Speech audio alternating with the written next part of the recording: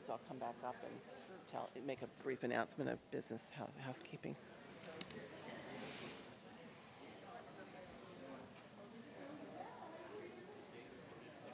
Good morning. Good morning. I know there are still some people that are coming in, so feel free to take a seat.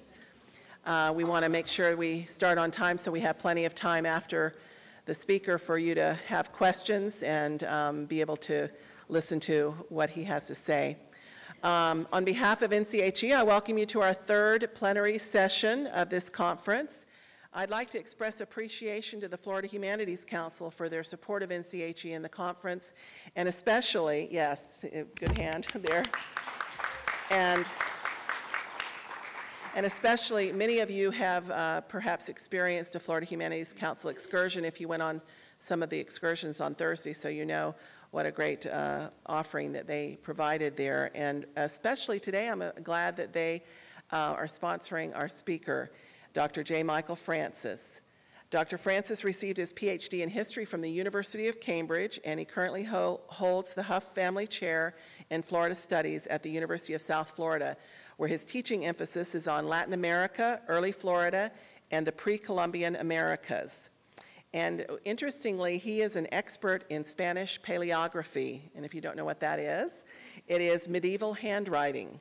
And he spends summers in Spain guiding his graduate students who uncover historic connections to La Florida, buried in the archives of Spanish paleography.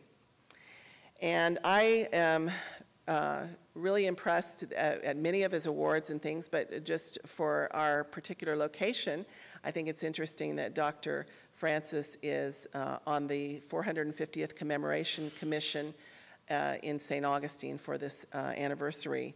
And I first met him several years ago when he was the lead scholar on one of our TAH field studies in St. Augustine.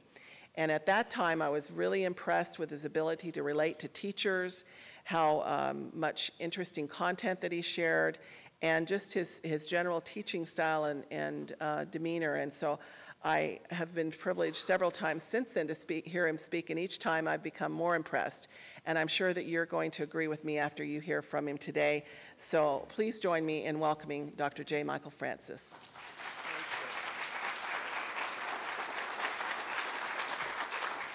Laura, will you come to my class and introduce me to my students? Thank you. Well, welcome to the Sunshine State.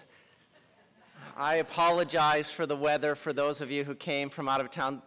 I can't remember the last time I've spent 3 or 4 consecutive days in St. Augustine and have not seen the sun. So you have to come back. The official anniversary is September the 8th. So please come for that 450th commemoration.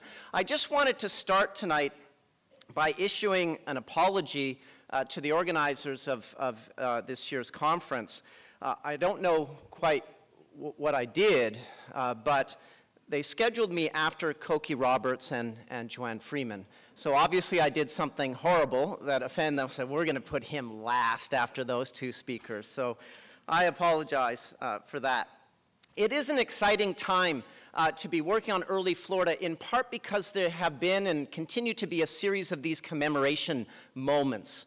2 years ago, the 500-year commemoration of something that Juan Ponce de Leon did back in 1513.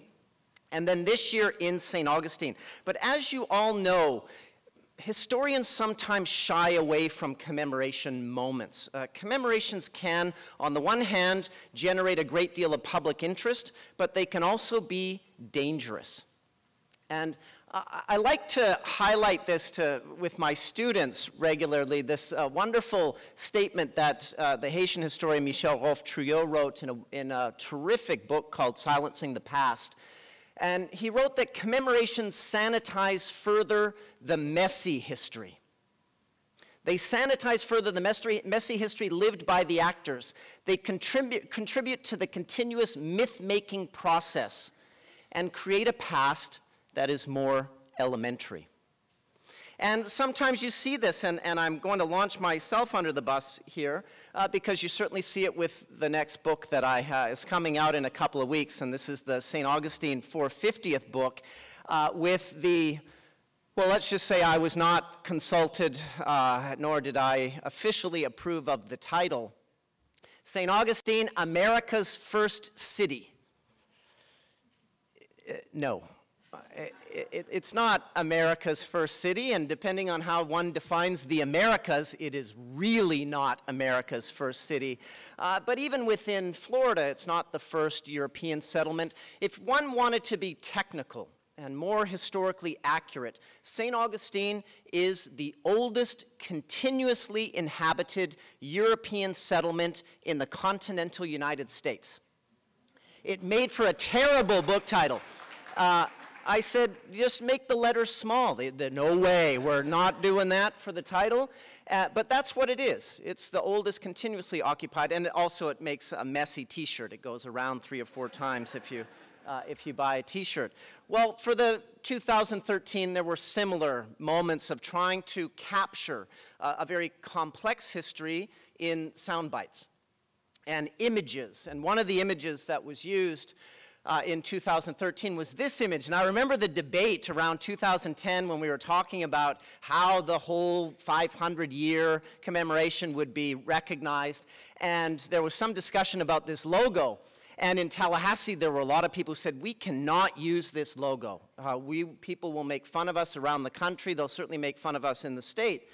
And the concern was that everyone who saw it would think it related to a NASCAR race.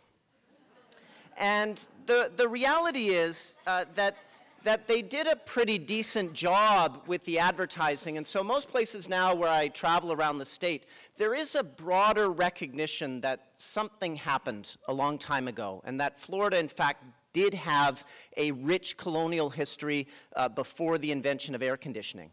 And that history has been largely ignored. It's not particularly well known, and it's not particularly well known even in Florida. Much of the commemoration centered around this character here, Juan Ponce de Leon. And Laura mentioned that I do teach my students, my poor suffering students, how to read 16th century Spanish handwriting, paleography. This is Juan Ponce de Leon's signature. For those of you who have never seen it, the J and the U and the raised and the O is simply shorthand for Juan. And the P-O-C with a cerilla underneath, like in French, and the E is Ponce, but the line above it is shorthand, indicating that it replaces the letter N. And then you have the D-E-L-E-O and the raised line above for Leon.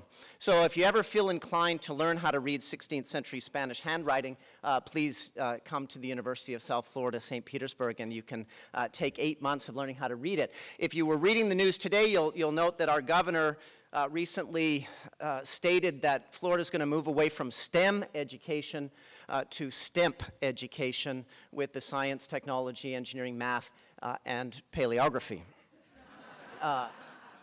Or maybe I had that dream that we're going to move to paleography, a required skill for all students. But several years ago, I was working at the Library of Congress, and I was contacted by an organization called the Spain-Florida Foundation. And they were getting excited about this 500-year commemoration. And they said, we would like you to curate a museum exhibit for us. And we're working with Spain's Ministry of Culture, and we think the world needs to know Florida's story. And so I was on the other end of the line, and I said, well, what story do they need to know? What's the story? And he said, well, first of all, people need to understand that Ponce de Leon discovered Florida. And I said, well, what if he didn't? And there was silence on the other end of the line. What if he didn't discover Florida? I still have visions in my head of the local Timucua or Ais greeting Ponce de Leon in the spring of 1513 saying, thank you.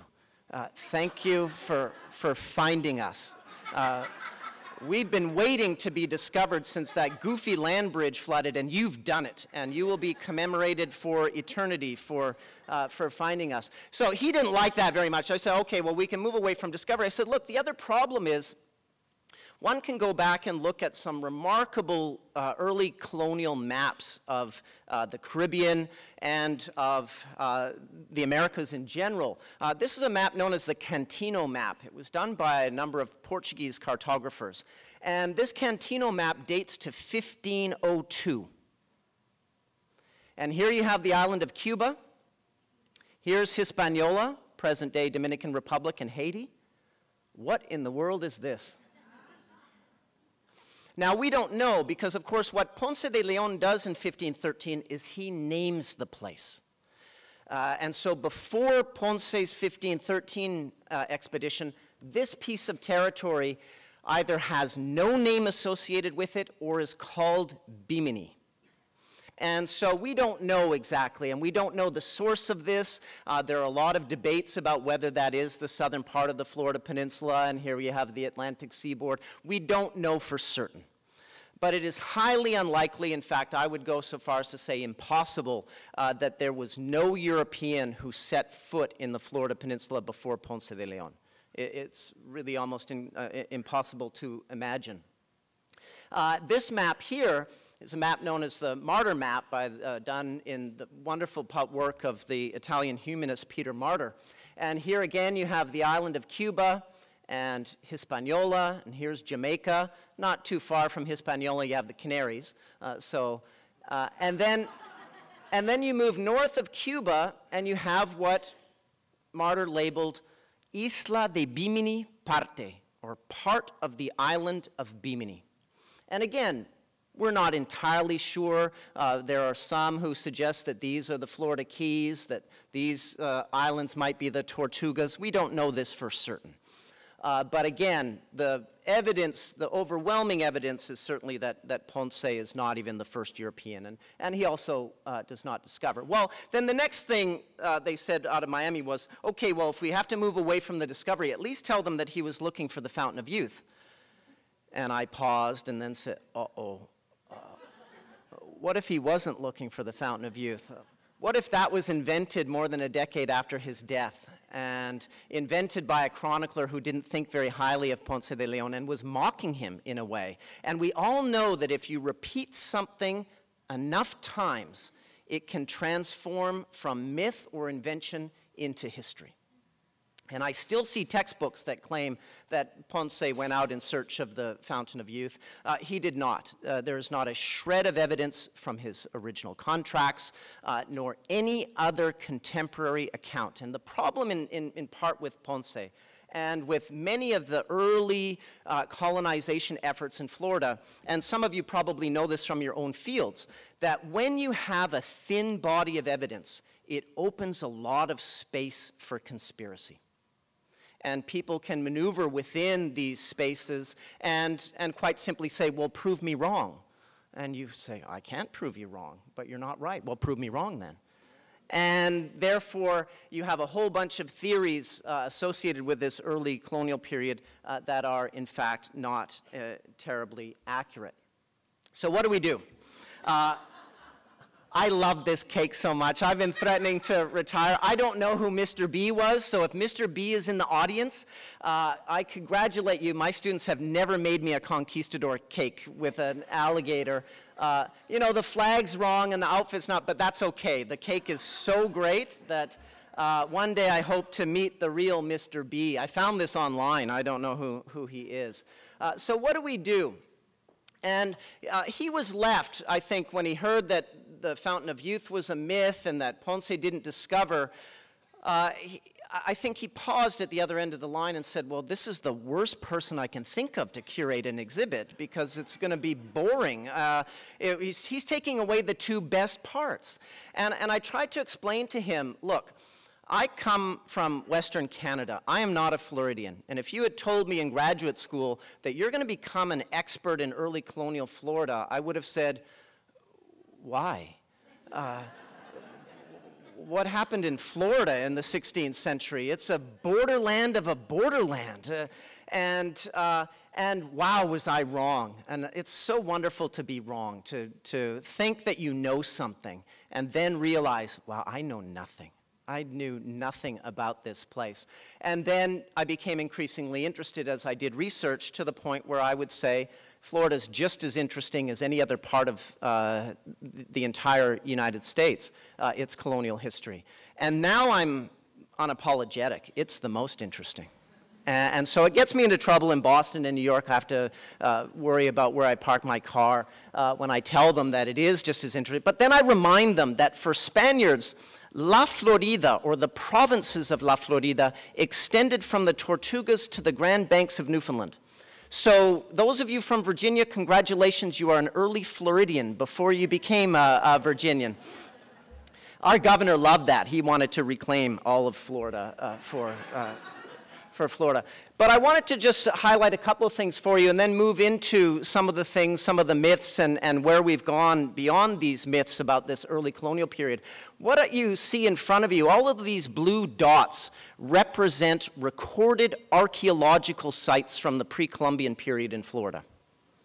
And these are just the recorded sites, almost 25,000 of them. Colonial era archaeological sites. And I promise you, if we do a talk like this in another 10 years, this number might double. Right now, about 637 recorded sites. Now, the challenge that Florida faces in terms of the popular and broader imagination of early U.S. history is that we don't have a lot of material culture that has survived. So the oldest building, you're in this town, the oldest standing structure from the colonial period is the Castillo de San Marcos. And there were 9 wooden fortresses in the city before this fort was built.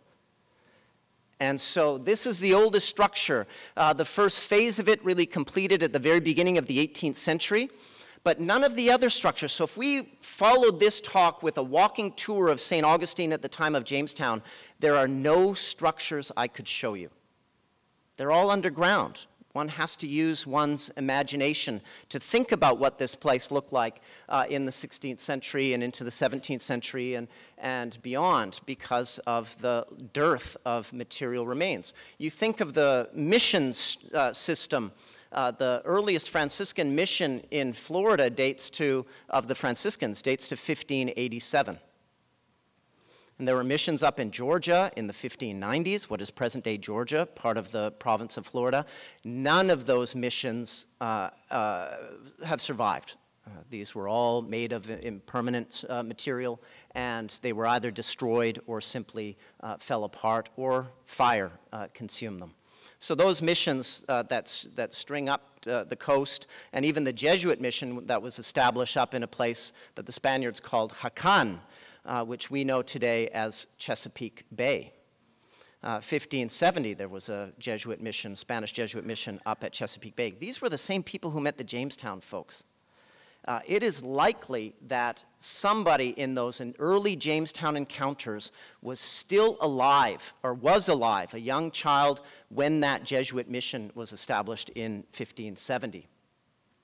So a lot of what we do, and a lot of what the exhibit turned out to be, was using what we have in terms of maps, and whether they're manuscript maps or published maps or documents, and then recreating this early history, which is, again, quite a remarkable but yet long overlooked story.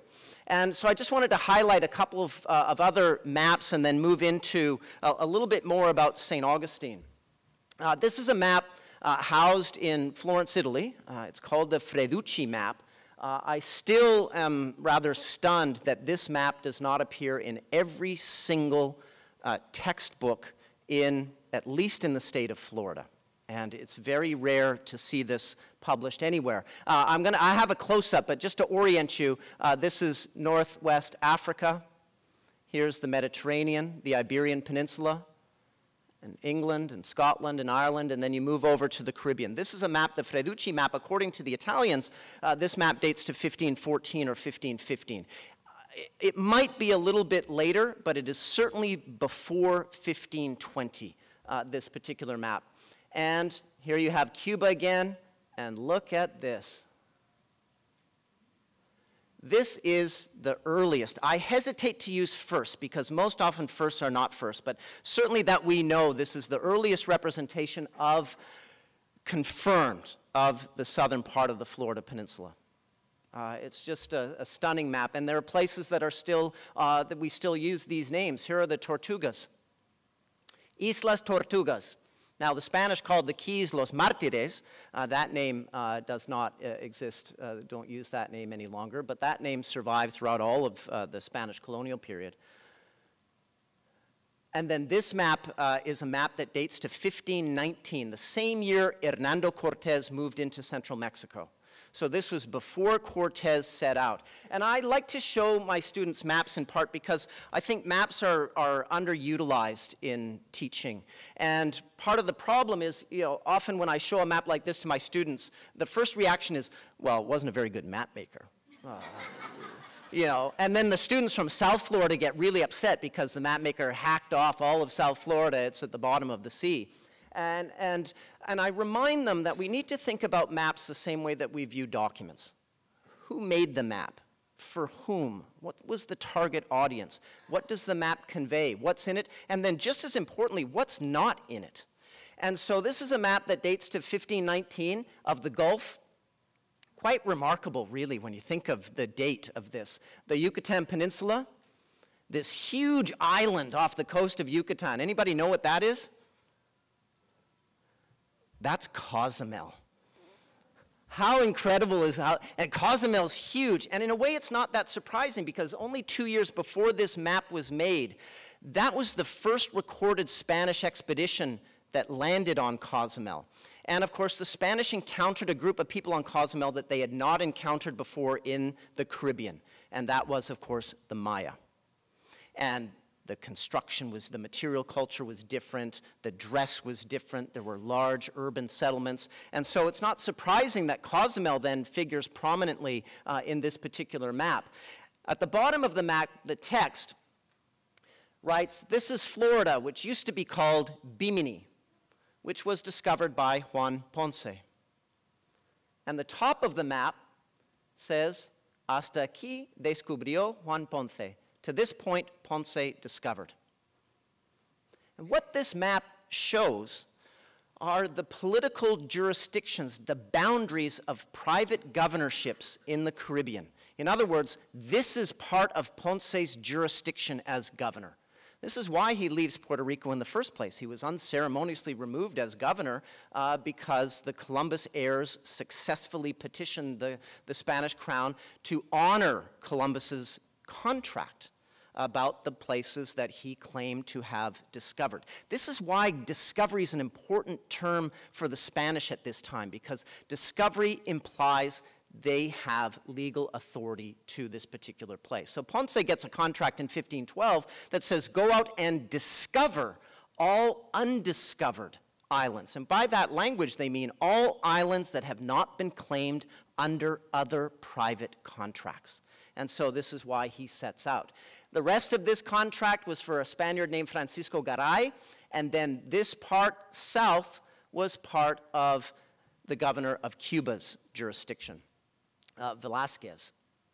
And then finally, this map, and I just out of curiosity, those of you who teach early American history, is this a map, just from a show of hands, that you've seen before in a textbook? Well, this is a map we call colloquially the Soto map, after Hernando de Soto. It's a map that dates to 1544.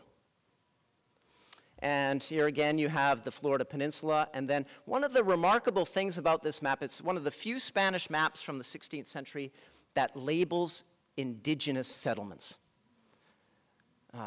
Places that, again, still, the name still survives, Mobile, Tuscaloosa, Coosa, are all names, and it was certainly done in the aftermath of that lengthy Hernando de Soto expedition from 1539. Soto, of course, dies in 1542, but then the expedition continues for almost another year. And somebody who was on that expedition advised for this particular map to be made, and maybe somebody on the expedition made the map itself. But it has also a little bit of handwriting in it, kind of hidden. If you look at the original, it's very difficult to see. And that handwriting says, Desde Quevira hasta aquí hay grandísimas manadas de vacas. From Quevira to this point, there are great herds of cattle. Cattle in 1544?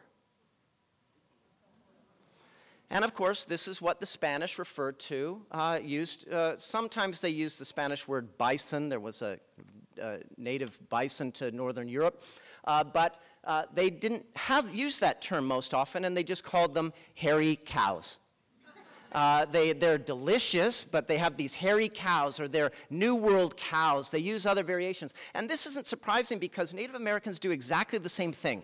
And we sometimes have built these incredible myths around Native Americans that they saw the European on the horse and they thought it was one mythical being.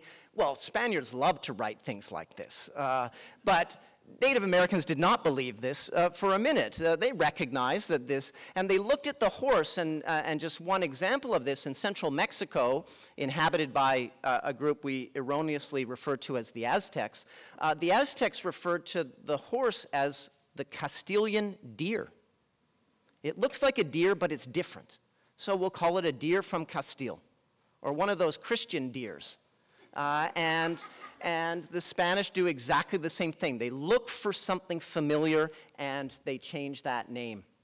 So when you think of this early period, and many of you might have a section in your textbooks, the age of the Conquistadors, or before Jamestown, as if it now needs to be added to make people feel better. Right? You know, we'll just add that little section. Keep it brief, though, because we need to get to the good stuff later. Well, the reality is this is the great stuff. You can't understand the later stuff without understanding what comes before. And so before the founding of St. Augustine in 1565, these are just a series of the sanctioned expeditions. And keep in mind, these were all settlement expeditions. I often ask my students to explain to me the difference between a conquistador and a settler. Other than the hat and maybe the fancy buckles and shoes. What's the difference historically in terms of what they do? Are they different people? Or do they do the same thing? And why do we call these characters conquistadors and others settlers? And so these expeditions go back to 1513, the sanctioned expeditions. 1526, this is the expedition, the Lucas Vázquez de Ayllón, that really leads to the first, and I hate using that, I know, European settlement in Florida. It has not been found archaeologically yet. It's probably somewhere around Sapelo Sound, Georgia. And that was a site called San Miguel. It lasted for less than a year and then was abandoned. And then 1527-28, and this was the expedition that most of you are probably familiar with because Álvar Núñez Cabeza de Vaca was one of the 4 known survivors of that expedition. There was another one, at least, who stayed in the Tampa Bay area as a captive of the local Tocobaga Indians, but 4 of them made it out, and Cabeza de Vaca is the most famous. And then Hernando de Soto, the following year, Father Luis Cáncer, and this example is quite fascinating because Cáncer was a close associate of probably the most famous Dominican friar after Dominic himself, and that was Fray Bartolomé de las Casas. And Las Casas and Cáncer, Luis Cáncer, were close associates. And Father Cáncer wanted to establish a utopian community of Dominican friars and farmers in an area that we refer to today as Tampa Bay. And shortly after he set foot ashore, he was clubbed over the head by Tocobaga Indians, and I can tell that story later if you're interested. And that ended the utopian experiment. The Dominicans never returned to Florida, and that was it. And then Tristan de Luna in Pensacola, and some of you might have followed the discovery of some of the Luna expedition ships that wrecked in Pensacola Bay in 1559. And then by the time you get to Lucas Vázquez de Ayllón the Younger, he inherited the governorship from his dad. And so he was named the next governor. And he sat in the Caribbean. He said, Florida? I don't think so. Because what he did is he looked back to the history. Died in Florida, died in Florida, died in Florida, died in Florida, died in Florida, failed, failed, failed. failed. Wow. And then you get Pedro Menendez de Avilés. And you have to ask yourself, why would he come here? Clearly the sun never shines. It's foggy and it's humid. More than that, why would anyone join him? How would he be able to recruit people? So we often hear of the great triumvirate of Spanish motivations, the 3 G's, if you will, God, glory, and gold. They know full well by 1565 there's no gold here. There's no silver here. So why does he come? And why do people join him? And this is the element that is often omitted in that age of conquistadors, that they're not here to settle for some reason. They're here to exploit quickly and move back as quickly as they can. They don't come with women, these sorts of myths. Well, I wanted to just share a few things briefly with you about Pedro Menendez de Avilés. I'm not going to advocate that he be placed on the $20 bill. We had this debate yesterday, but he's in many ways a kind of problematic founding father. Because of some of the things that he did, certainly the massacre of the French who were here when he arrived has made him, for some, a rather uncomfortable founding father. And I'm not really going to talk about Menendez and the French. I'd rather talk about the terms of why he came to Florida in the first place. Why did he come? Why was he here? Why would people join him? And you know, contracts can be rather dull documents to read, but they can also provide some remarkable insight when we're looking back. And so I wanted to highlight, I've broken it down between his obligations and his rewards. And so you think of, well, he has to, by the end of May, he has basically 2.5 months to prepare 6 small ships and then 4 other small ships. They're to be loaded with supplies and prepared for warfare. Who pays for that? He does. So as we look at his obligations, you might start thinking, wow, if there were a reality show in the 16th century called The Dumbest People in the 16th Century, maybe he's #1 on the list. So let's see. So he gets to pay for that. And the King Philip II says, what could go wrong? It's only been 50 years of failed, unmitigated disasters. This time it will be different. It will be sunny and there are great beaches. And so he has to take 500 men, 100 of them have to be farmers, 100 sailors, and the rest men and officers of sea and war. At least 2 clerics and men skilled in stone cutting, carpentry, farriers, blacksmiths, surgeons. Do these guys sound like conquistadors or settlers? 100 farmers, 1/5. Now he ends up bringing more. He has more than, there are more than 1,000 people who embark from Spain to go on this expedition. He then has to take his own ship. This was his ship, the San Pelayo. He loved this ship more than Gollum liked that little ring. That was his precious. And another time I'll tell you the story of this ship because it's film-worthy. It's really quite incredible. And he has to pack that ship. He's free to load with goods to trade. So here we see the first hint of what might be his motivation. He can trade in this ship. Now, this was a ship that was 900 tons, his own. He owned it. He built it. 900 tons. The largest Jamestown ship, if you've been to seen the reconstructions, the largest one is 120 tons. So this was one of the largest ships, in fact, in Europe at the time. And he's free. He has to leave enough room to carry 300 men and supplies. He shall supply these men for a year. So he gets to pay for that too. It sounds like a brilliant contract for Menendez. But we also see again why people might join. 18 months, all your expenses are covered. Then he has to do this in the first 3 years. At least 500 men. 200 must be married, because we all know married men stay put. Oh, you laugh. The crown wanted 200 of them married. 100 farmers, they all must be religiously clean. In other words, the concern was that suspected Jews, the conversos, were not allowed to receive license to go to the Americas, although many did. And the same thing with Moors, and obviously Protestants, but that wasn't the major concern. He has to build 2 or 3 towns. All these towns should have a great house. Well, he doesn't do this. 10 or 12 friars of the order of his choice. Well, he doesn't do that either. 4 others from the Society of Jesus, and the Jesuits do come. This is the first place in Spanish America where Jesuits arrive.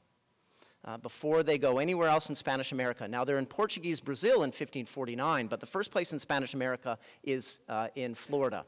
100 horses and mares, calves, hogs, sheep, any other livestock, and then we see 500 slaves, and they'll help build the towns and grow sugarcane. This is the idea of how they think they're going to profit. Now, Menendez never brings 500 slaves to Florida. Never. There are never close to 500 slaves in Florida. At the time of Jamestown, there were probably somewhere in the neighborhood of 50 to 60 slaves and free blacks, both categories. And one of the things that, again, is often omitted from this early history is that Africans, men and women, people of African descent, both free and enslaved, took part in every single Spanish expedition from the 16th century. Every single one. And most expeditions had women as well, and we need to write them back into this story. He shall endeavor to carry out the conquest and discovery in peace, friendship, and Christianity. Well, this didn't always work in accordance with the contract. And in case of non-compliance, he had to leave a bond of 15,000 ducats. This was an enormous sum of money. A skilled surgeon at this time in Spain made an annual salary of less than 100 ducats. So the crown, Philip II said, you're going to leave this bond because if you don't comply with this, I'm keeping it. The crown wanted permanence. It wanted a place that would protect the Spanish shipping lane, and it didn't want other Europeans encroaching on this territory. So you think, wow, this is an awful contract. Menendez clearly had the worst agent in human history, and he agreed to perhaps the worst contract imaginable. Well, what does he get in exchange for this? Well, he gets 15,000 ducats, so that's a wash, but that's all that the crown pays. And it's important to keep in mind that for the vast majority of these expeditions in the 16th century, the crown paid nothing. The crown issued promises, but not money, very, very rarely. He can issue land grants. This was a concession in 1565 that no private individuals were getting, and Menendez knew that. And Menendez said, the only way I'm going to Florida with that 50-year history of failure is that I get the right to issue land grants to people I choose. And he received that right. 500 slave licenses. Well, this is like having cash. And Menendez took his 500 slave licenses and sold those 500 slave licenses elsewhere. He didn't always follow the order of the law, nor did very many 16th century Spaniards at that time.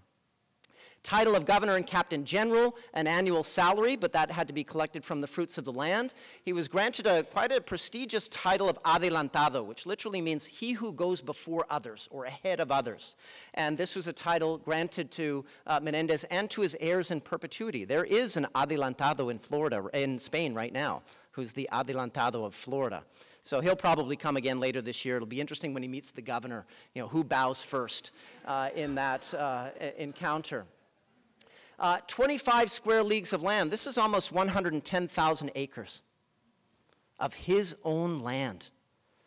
An enormous, and remember, this is territory that extends for Menendez. His view of this is this contract extends really to the Grand Banks, the Outer Banks. And so he can take 110,000 acres anywhere he chooses. This is a concession, again, nobody's getting at this time. 1/15 shares in perpetuity. Now, if I were his heir, I'd be at Disney right now saying, where's my 1/15 share in perpetuity?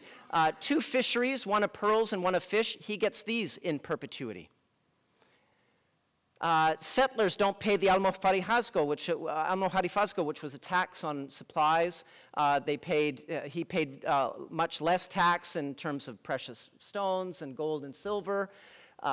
He could name his own deputy when he left. He didn't pay any duties on goods bound for Florida. Merchants in Spain hated this man. They really did, because he could undercut all of these merchants from southern Spain. He can take 2 galleons. He can take them to any part of the Indies. In other words, this is a guy who could create his own commercial fleet system. and yet we reduce him to conquistador. What does it even mean? It ceases then to carry any meaning. He envisions building a commercial empire and using Florida as his base for that. The first 6 years, he can then send these 10 smaller ships to carry goods and bring those goods back. He doesn't pay for goods, and his vision is that, look, if there's not gold or silver there, there must be some way that I'm going to profit from this. And this was the plan. It was a contract that might strike you now as quite brilliant when you think of the concessions that he was granted. And then, of course, we have lists of the people that he brought with him. And so the characters we call collectively conquistadors. And here you have stonecutters, and you have blacksmiths, and you have hat makers and shoemakers and people who make biscuits. And one of the largest categories, individual categories of occupations, was tailor. And there were 21 tailors on this expedition. People who could fix sails, obviously boatswains and carpenters and caulkers, a trumpet player down here, shoemakers, drummers, silk workers. And then my favorite is this guy down here. I don't know, I haven't found him in the documents, and they don't list his name, but it's un maestre para hacer cerveza, a master beer brewer. How can you have a colony without a master beer brewer? And so you have this master beer brewer and 117 just general laborers. These are the conquistadors we talk about. This is who they are. And I only use the Menendez example to illustrate what is a broader trend. If you look at Soto's contract or earlier contracts, they came with the same kinds of people. These are the conquistadors that we discuss. Now, Menendez was required to establish 2 or 3 towns. Look what he does in the first 3 years. Wow, this was a guy who was motivated, no? A lot of energy. 2 or 3 towns. 1, 2, 3, 4, 5, 6, 7, 8, 9, 10, 11, 12, 13, 14, 15. And what the heck is he doing in Tennessee and North Carolina? This is what he does. And the plan, the vision, the enterprise that Menendez envisions is that these garrisons will allow him control of the Atlantic seaboard and a couple of places on the Gulf.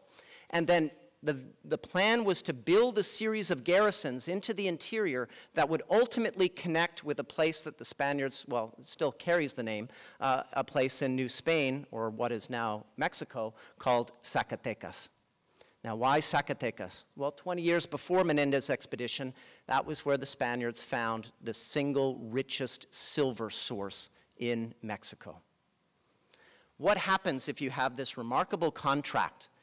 The great silver from northern Mexico, what if that silver can move overland? Instead of overland down to Veracruz, across to Havana, up the very dangerous Bahama Channel and the Florida Straits, up this way, and then eventually back to Spain.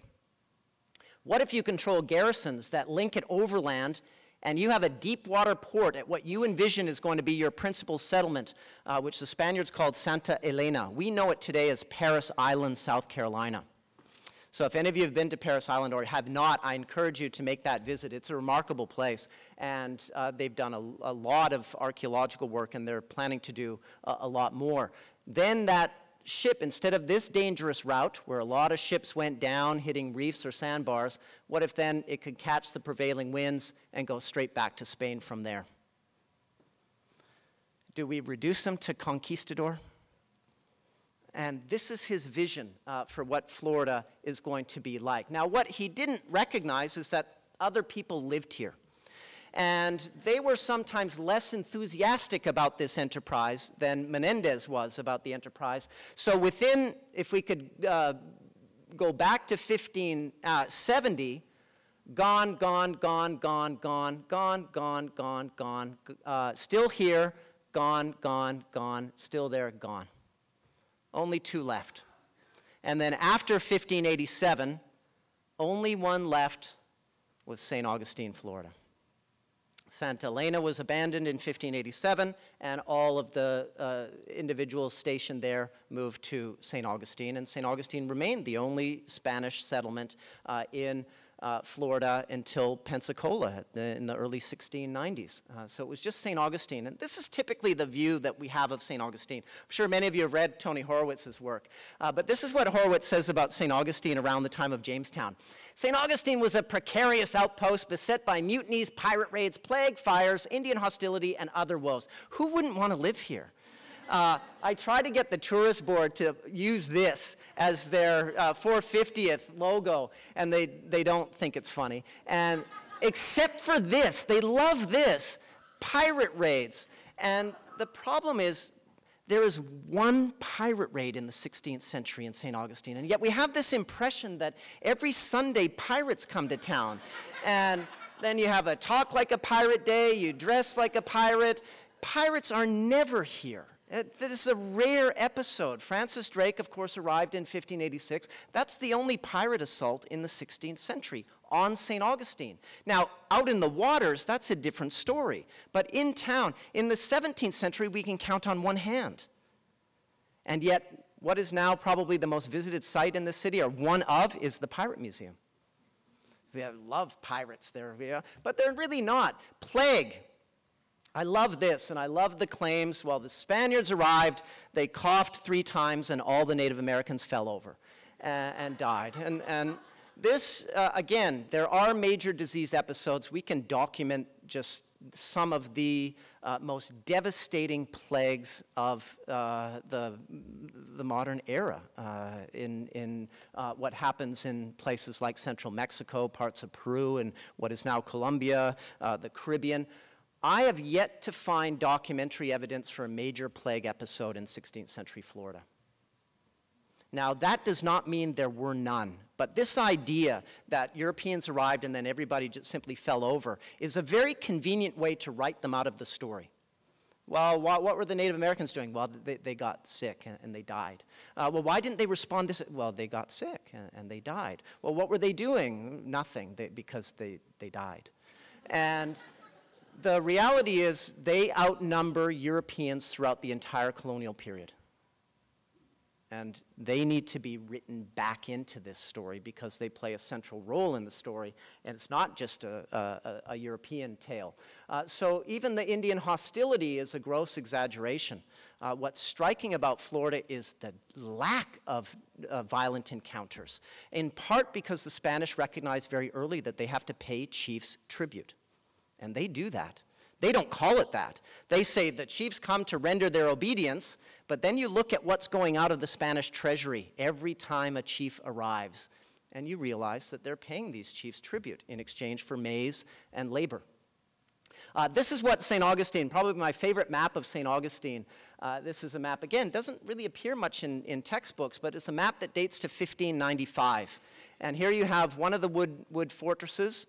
City archaeologist Carl Halbert probably found the remains of this fort. It's directly across the street from the Coquina, the modern fort of San Marcos. It too was called San Marcos. But if you look just across the street, that's probably where this fort was built. It's a wonderful map, and we've animated this. If you want the YouTube, you can YouTube, and I've taken all the text, and I had some clever people from Spain animate it because I'm not clever to do that. But it has some incredible details in it. So, for example, over here, you have a place that the Spaniards used to call Pine Island, and it says, this is the fort that the Englishmen burned to the ground, in reference to the Francis Drake attack of 1586. This fort has not been found archaeologically yet. It will at some point. It has to because there's no option. And then if you've been around the Fountain of Youth Archaeological Park and the mission site, that was the location of a Timucua settlement called Nombre de Dios. And Nombre de Dios, I love these illustrations because it says you walk 2,000 paces from the fort and you get to this community. And this was where the first Franciscan mission in Florida was built. That site, that Fountain of Youth archaeological site, really is one of the most important archaeological sites in the state. Then, of course, the written records are remarkable. This was a project I worked on with some colleagues and some of my students to digitize the Parish archive here in St. Augustine. And this Parish archive has records that date back to 1594.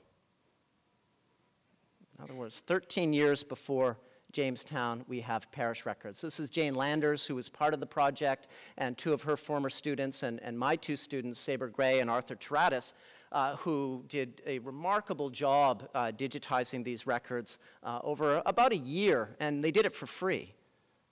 This was just a great project. Now, what kinds of records? Well, baptism records and marriage records and death records and confirmation records. And so you have this. This is the earliest one. I'm going to flip through them pretty quickly because I think I'm running short on time. But the first recorded person of African ancestry, 1595. Now, I'm curious, do you think that if this were a document that had been generated in California or Virginia or elsewhere, it would be in a museum collection somewhere? And it's unknown. Well, yeah, it'll change. But that's 1595, the first recorded baptism of a young girl named Gratia, father unknown. And then some of the other things, just to highlight, some man, before they restored these in the 20s, when they did the restoration at the time, they shrink-wrapped the documents. So they're not in good condition. They will need to be restored at one time, and this is part of the reason why we wanted to digitize them so badly. But somebody in his infinite wisdom took a purple marker and wrote the year. Before, 1599 in purple marker. But I showed this one to you because it was presided over, it's a marriage record presided over by the parish priest in 1599, whose name was Ricardo Arturo. And, of course, Arturo is a rather unusual last name for a Spanish priest. And what we know, of course, is that Ricardo Arturo was not Spanish. Ricardo Arturo's real name was Richard Arthur. And Richard Arthur is probably the first Irish parish priest in the continental United States. He was an Irishman, lived in St. Augustine, and I use this one not because I want to upset anybody from New England, or Massachusetts, I should say. No, I don't want to upset anybody. I'm Irish too, so I love that there's an Irish priest. I show it to you in part because it captures what St. Augustine was like around the time of Jamestown. St. Augustine was a diverse community. He wasn't the only Irishman. There was another renegade from Roanoke. The Irish called him, his name was Darby Glavin. The Spanish had no patience for Darby. They couldn't say it, so he became David Glavid. And he became a merchant in late 16th, early 17th century St. Augustine. But there were Irishmen, Englishmen, Frenchmen, Germans, Flemish, Italians, Greeks, Spanish, large numbers of Portuguese. Maybe, depending on the time, as many as a fifth of the population were free or enslaved Africans, and, of course, Native Americans. You could walk around the streets of St. Augustine and around the time of Jamestown, and you might have heard a dozen different languages spoken in St. Augustine at the time. Marriage records, I only show this to you because this too is something that's often overlooked, and that is that St. Augustine was really the first underground, the destination of the first underground railroad. As runaway slaves from Carolina, from as far north as New York, and these parish records have the records of these individuals who are making their way down to St. Augustine, hopeful that they will receive freedom in St. Augustine. And we have lots of records of these runaway slaves that are digitized. The challenge in part is the documents are difficult to read. So this is why we're moving from STEM to STEMP education so that everybody can read these documents. I think it's really critical for teachers, and I try to work with as many teachers as I can, workshops where the teachers actually do the research themselves. But it's difficult, and this is even an indication. Somebody in the 18th century, they put again in a marker 1640 question mark. but the handwriting is really 18th century, probably around 1740, 1750. And the priest who was reading these entries from the 1600s looked at the entries and said, he wrote this at the beginning of this book of baptisms. He said, "My dear Lord, not even the devil could read this book. The handwriting is so bad that I can't make out a single word." This is how I begin my Spanish paleography class. Well, I lock the door first, and then I say, this is it. And the devil himself can't read these documents, but you're going to learn in 8 months. And so these are all now online at Vanderbilt University. And I don't know if you've seen this site on ecclesiastical and secular sources for slave societies. I'm happy to share the information to you, but all of these documents are online, accessible for anybody with internet access. Likewise in Spain. This site is, I think, one of the most remarkable and one of the first to really begin this process of digitizing maps and documents. And this is a site called Parish, and they have millions of pages of documents and photographs from medieval Spain all the way through to the 20th century. Repositories for photographs from the Spanish Civil War. This is a site I use to teach students how to read these early documents. It's a very difficult site to use. I think they decided, yeah, we'll make it available, but we're going to create the most unbelievably difficult website to navigate that no one will be able to find a document. And they did pretty well doing that. But it has some incredible material, a lot of it from this city, which is a place I would encourage all of you to go at some point, and that's Seville, Spain. Seville holds, this Archive of the Indies in Seville holds the single largest repository of Spanish Florida documents in the world. And I could drink, this fountain of youth water for the next 80, 90 years and still not read, and work there 6 months a year and still not get through just the material on Florida. So imagine what they have for Mexico and Peru, the core of empire. For Florida, it's just staggering how much they have. Things like this. This is a letter written to King Philip III in 1600, signed Doña Maria Casica. She was the female chief of that Nombre de Dios community, that first Franciscan mission. She wrote better than any Spaniard living in St. Augustine at that time. I wish all the documents were in her handwriting. She is one of the most remarkable characters in this early history, not just because she's a female chief. That's not that unusual. There are lots of them. She is one of the most powerful individuals, period, at this time. She is really on par with the Spanish governor, and in fact, she negotiates some pretty lofty concessions from the Spanish crown and from the governor for the loyalty of her subjects, and she uses that relationship with Spain to expand her control over other indigenous settlements. It's really, again, quite a remarkable story. And the other thing is, we have some of her own writing, and yet she remains one of these many forgotten figures. As does this character, an individual named Juan Garrido, Handsome John. Handsome John was a free black conquistador. And he was one of two free black conquistadors on Ponce de Leon's 1513 expedition. He then later in 1519 joined an expedition led by someone more famous called Hernando Cortez. And he participates in the conquest of Tenochtitlan, Mexico City. And he then leaves what's called a proof of merit petition later in his life. This dates to 1538, in which he claims that he was the first person to introduce wheat into Mexico. He also claims that he was the first person to build a Christian chapel in Mexico City. So again, largely forgotten. This might be him. We don't know. This is an Aztec, for lack of a better term, codex. And here you have Cortez and Doña Maria or Marina or La Malinche. And here you have one of the many people of African descent on these early expeditions. And there are all of them, men and women. Hernando de Soto might have had as many as 50 women on his expedition. And then someone like Francisco Pareja, who, again, was the longest-serving Franciscan friar in Florida, and he wrote and published the first works of any indigenous language in the continental United States. And what you have here is a little section from a wonderful little book that resides permanently in New York City, not in Florida. And it contains here the Spanish 10 Commandments. And here are the 10 Commandments in Timucua. And this book was published in 1612 in Mexico City. And again, you have the Lord's Prayer and other prayers and catechisms from that time. And then lastly, I just want to end with a little story, how sometimes historical research involves a great deal of serendipity. And this is my favorite.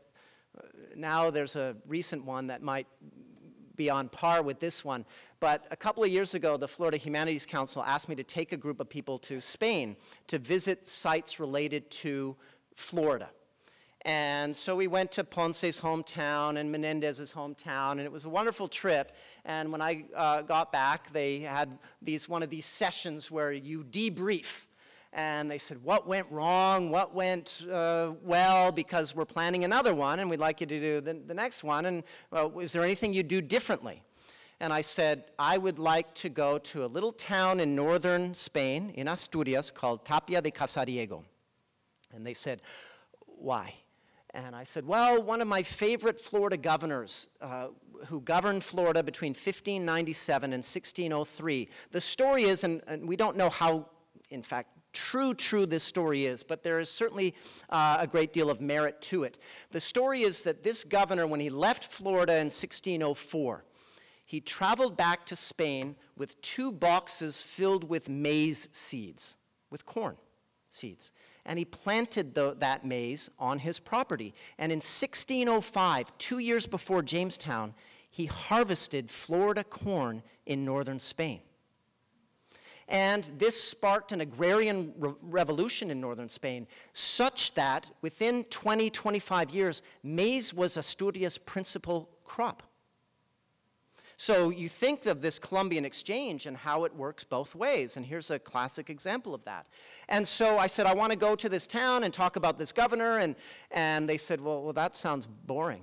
And I said, no, it'll be great, and we'll have seafood. And they said, well, what else is there to see there? I said, I have no idea. I've never been there. They said, this is going to be a disaster, and these people are important. I said, okay, if it's a disaster, never hire me to do anything else. And they said, oh, don't you worry. We will never hire you to do anything else.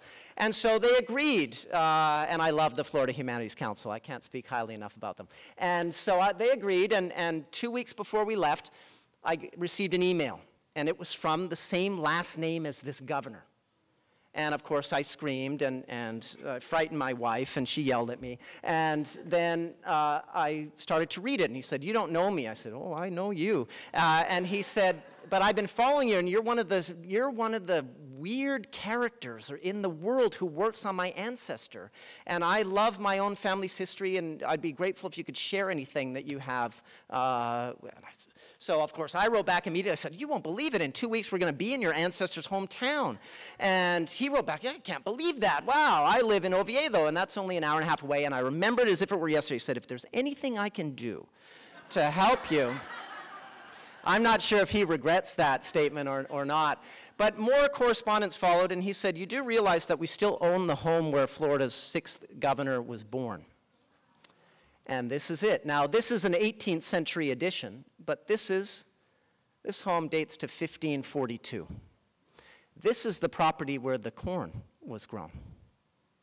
And he said then, more correspondence, he said, would you mind if I came to meet your group? I said, no, I wouldn't mind at all. And so, and then more correspondence, he said, do you think the group would like to see the house? And I said, oh, I will have to ask the group, sure. So here's the group going to his house in northern Spain, and this is one of the boxes. Now, I said, how do you know that's a box from 1604 transported back with the maize? And he said, well, I can follow it through the wills and testaments in the family archive. Well, never mention a family archive to a historian. It's a terrible, terrible thing to mention. And so this is the box. He said, I'd also like you to sit down. I have something to show you. This table here, they follow through the wills. This table was built in the New World. Now, if we don't know if it was built in Florida or somewhere in the Caribbean or elsewhere, if this is from Florida, this is the oldest piece of surviving European furniture anywhere. And it's in his house. So he just said, just sit there, and he brought out a bundle of documents. It's a good thing my head's down because the tears are flowing and I'm trying not to get the documents wet. And I flipped through, and one of the documents was a document written in English. I thought, how unusual, and I flipped the page, and the document dated to July 1595. And I look at the signature, and who should sign this document but a certain Englishman named Francis Drake. About 6 months before Drake's death. Probably one of the last letters Drake signed before his death. And then I look at the translation of that document, right after the document had been seized. And who should translate that document but a certain Irishman named Richard Arthur. And this was 2 years before this guy became governor of Florida. And he received that office, that title of governor, because he had prevented Drake and Hawkins from capturing San Juan from Puerto Rico, that attack. He, in fact, claimed that he was the guy who shot the shot that killed Hawkins. So he then receives the governorship of Florida. Who does he bring with him? His Irish buddy, who's going to be the parish priest. And they arrive together. And so then he drove us to this little place, which is where Florida's 6th governor is buried. And I asked him how often he goes in there. He said, oh, we haven't been in 20 or 30 years, I don't think. I don't even know where the key is. And I went back 5 or 6 times after that initial trip. And last summer, he invited me to work in his archive, in his house. And the first weekend I was in Oviedo, he said, what are you doing this weekend? I said, I have no plans. He said, I think it's time we open the family chapel. And we'd like you to see it. I said, I'm not doing anything. I don't have any plans. So we had to break into this chapel and walked in. It took hours to get through. And one of his buddies had to break the chain lock just to get in. And this is the inside. So I hope one day to collaborate with someone somewhere. This is Florida's 6th governor.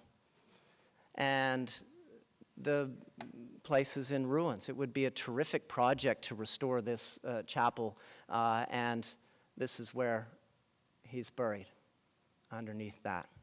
So the beauty of all this is there are always more surprises.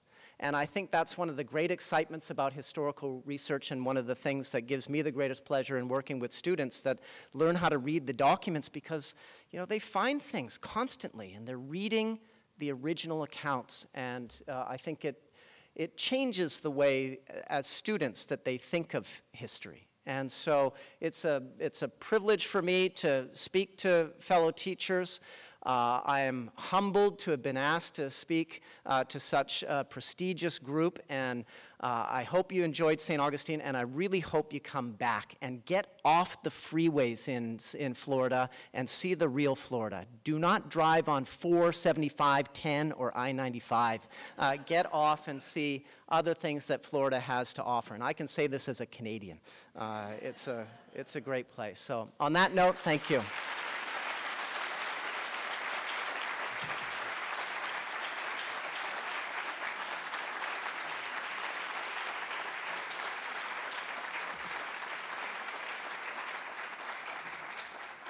And you're welcome to rush off to the pub or anywhere else you want to go, and I'm delighted to answer any questions if you have any. Yes, sir.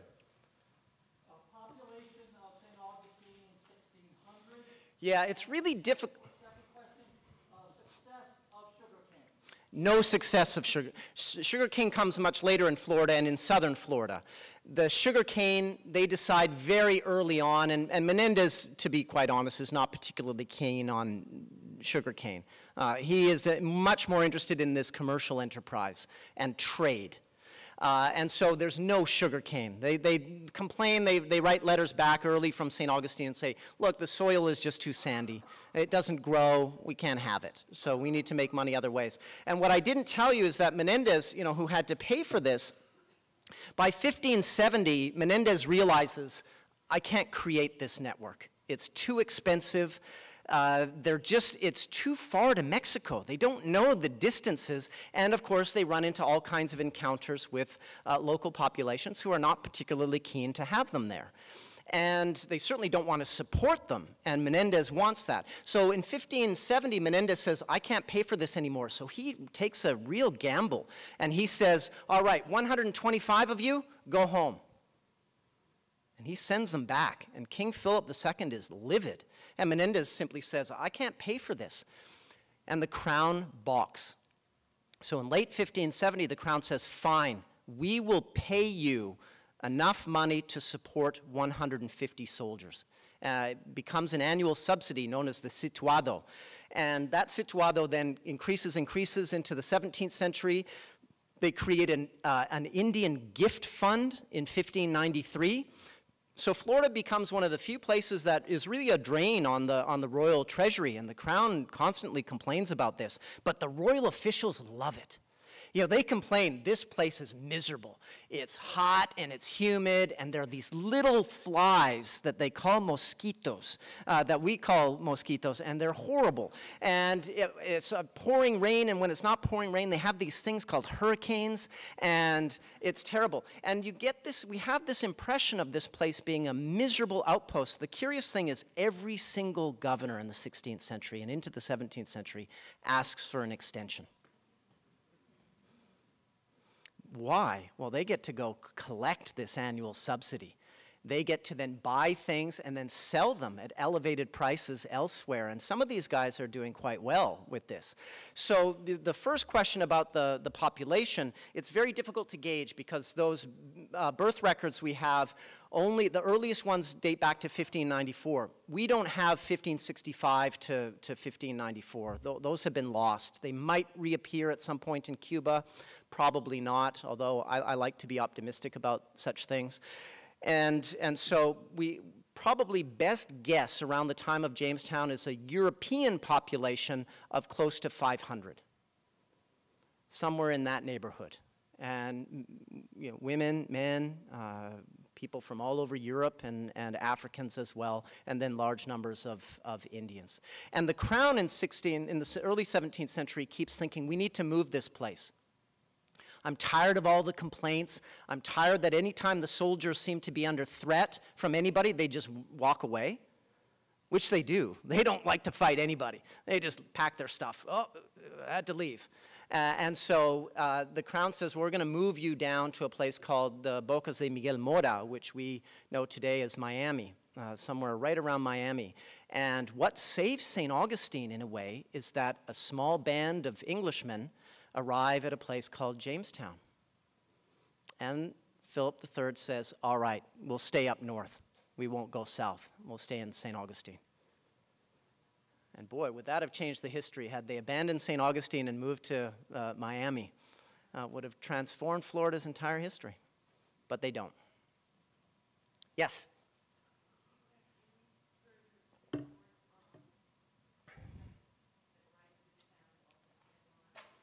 Oh, the Denmark story. That's the other story that I'm saying is almost as exciting as the last one that I told you.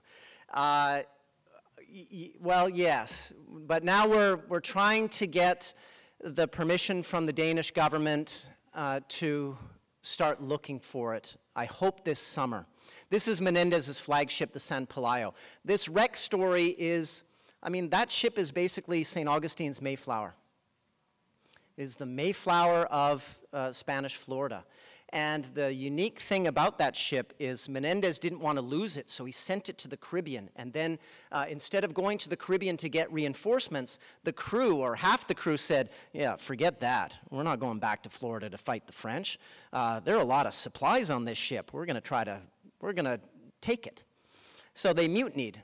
And they sailed the ship back across the Atlantic. And all we've known for a long time is that it sank somewhere off the coast of Denmark.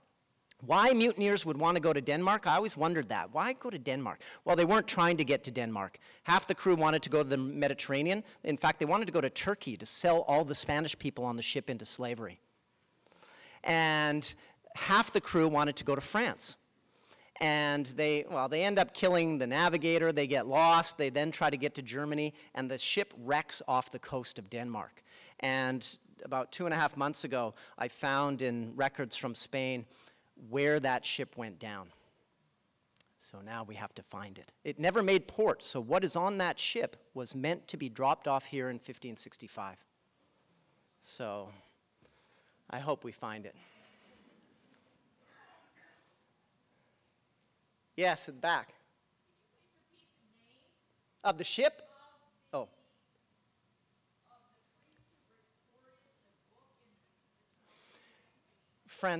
Francisco, and the last name is Pareja, P-A-R-E-J-A.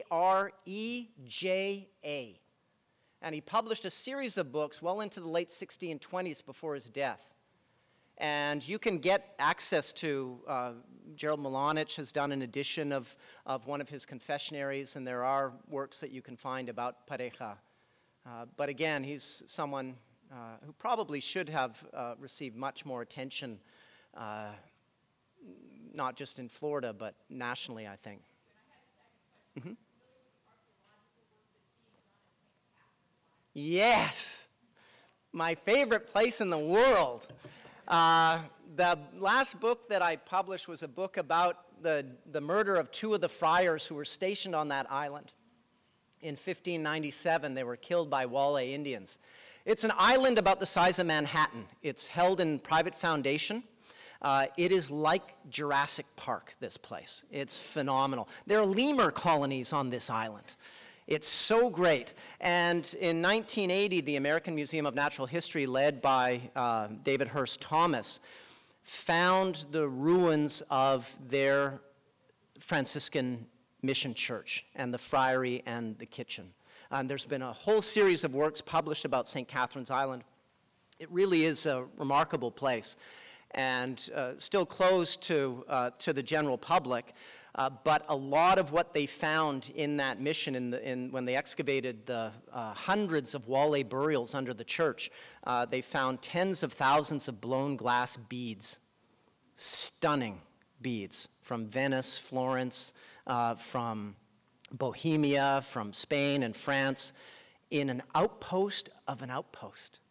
And they filled these graves. It raises all kinds of interesting questions about what Franciscans were doing, because when you read the documents, the Franciscans say nothing about beads.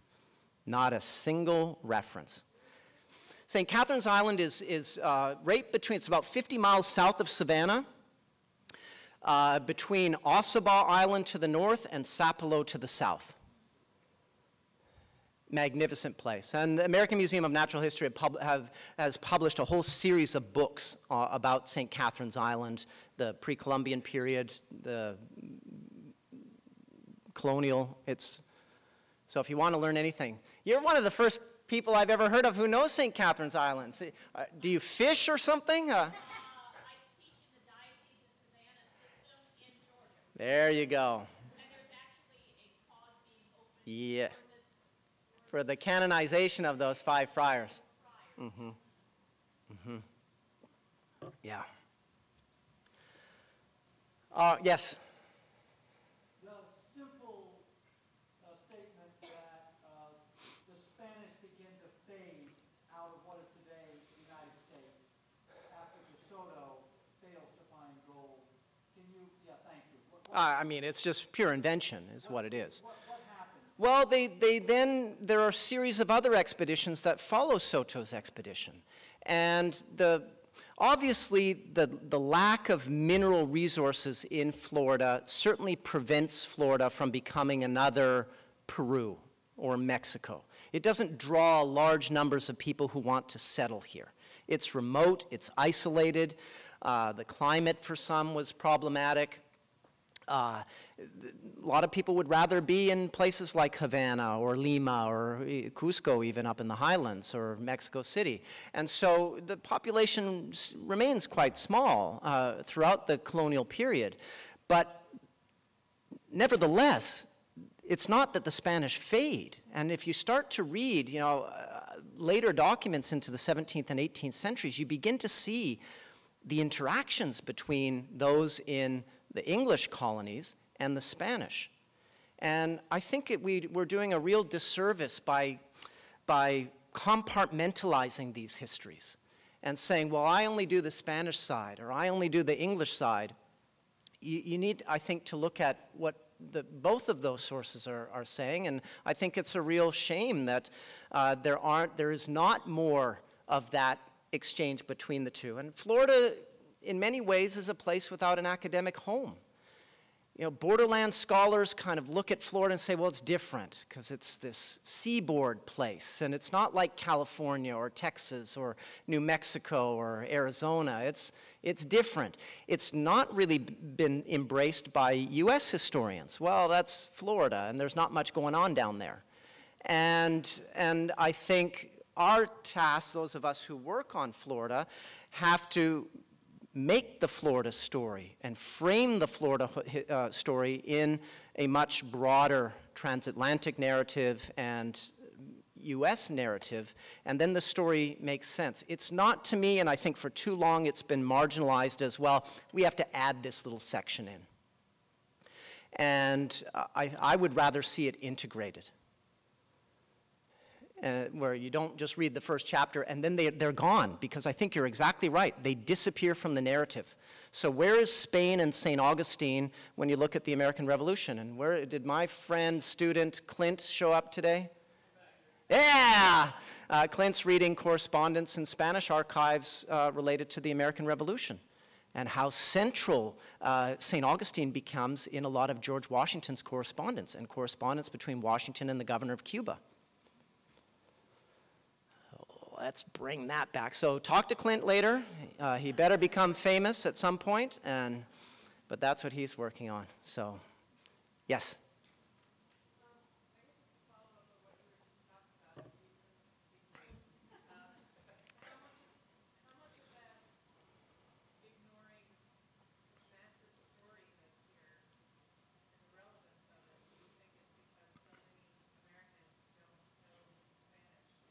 Well, I think that's part of it. Obviously, there's a long tradition of black legend historiography, a notion that Spaniards were somehow uniquely cruel, that this phase of the history was a phase governed by exploitation, disease, and death, and murder, and Spaniards kind of roamed around the southern part of the United States, hacking people into pieces. And that became... This is a product that comes even before Menendez arrives. There's this kind of literature is being published in Italy and in the Low Countries and in France and England, and obviously with the rise of Protestant movements in Europe, it becomes part of the whole debate between Protestants and Catholics. And that carried a lot of weight in early U.S. history. The Spanish-American War didn't help. And so there were consequently all kinds of writings about how awful this chapter was in that history. And then really it's not important. They're just gone, so why even talk about them? And so I don't think it's strictly the language, but I do think it's changing. You know, I don't mean to give the impression that it's always that way. I think it is changing. I think professional historians, we need to do a better job with that.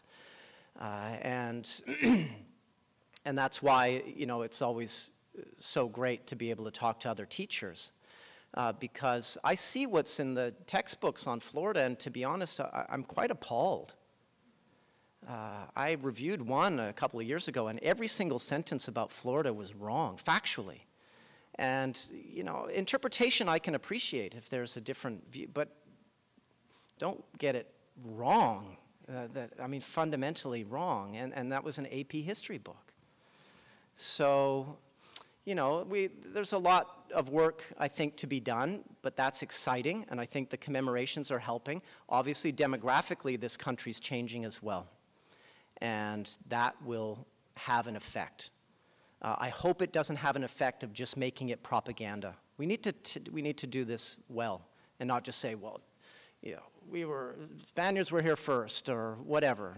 Well, they weren't. And so tell the story well, and people will embrace it, I think. So.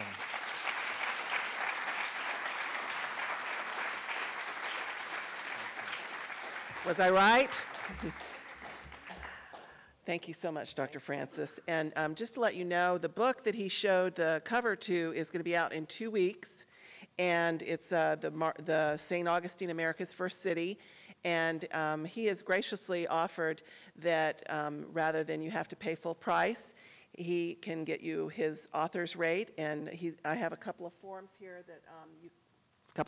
that you can come up and take one, and he will even mail you the book. So I hope you'll take advantage of that because it looks like it'll be wonderful. And also, at the end of the year, his next book, Martyrs of Florida, is going to be out. And so watch for that. Thank you again. Thank you.